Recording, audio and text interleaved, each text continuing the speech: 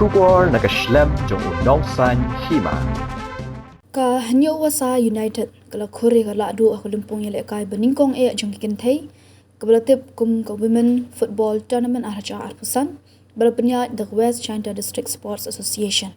Kani kenam Lahduh kala wan hadian baga hanyo Wasa United kala Pynliem ya ka Carpediam da arko le ibai hagajing yele kai final kebelalong hamadan kyang nang ba stadium Juwai haga khat san rik nai wi.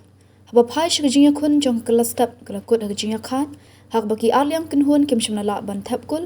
wat la kila yo eki katu kan eki kabu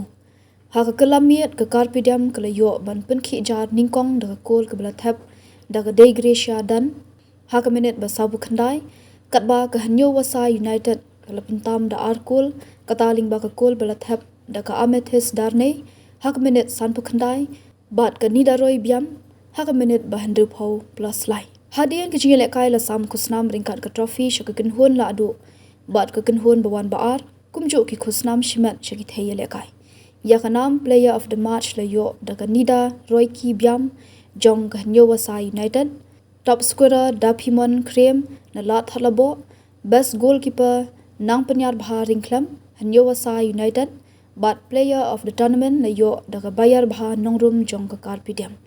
Yaki khusnam na sam do ukong san uba SK Lato founder member JDSA hagjinan lang kinong yalam ba dukhat nang kitkam ka WJDSA. Apply ko he musim tiu nga majetis sama wen berpat ki o sa di usia itu yo sedang no do ile bol ko di cimutai selban dewa ile kaping tera ya bol na bias kun try kende ko saya dislike harpe puli kan dia mudah itu he nisnya pun por the por ke por dan mero bije leki le lang hagani ga podi ga ni san hausne ga hausne kasan snam jwa kam halani ga snam wa yo snau sup men snau to wa bharu bo yo lang kam wa ni ga women football tournament yang ga WJDSA wa final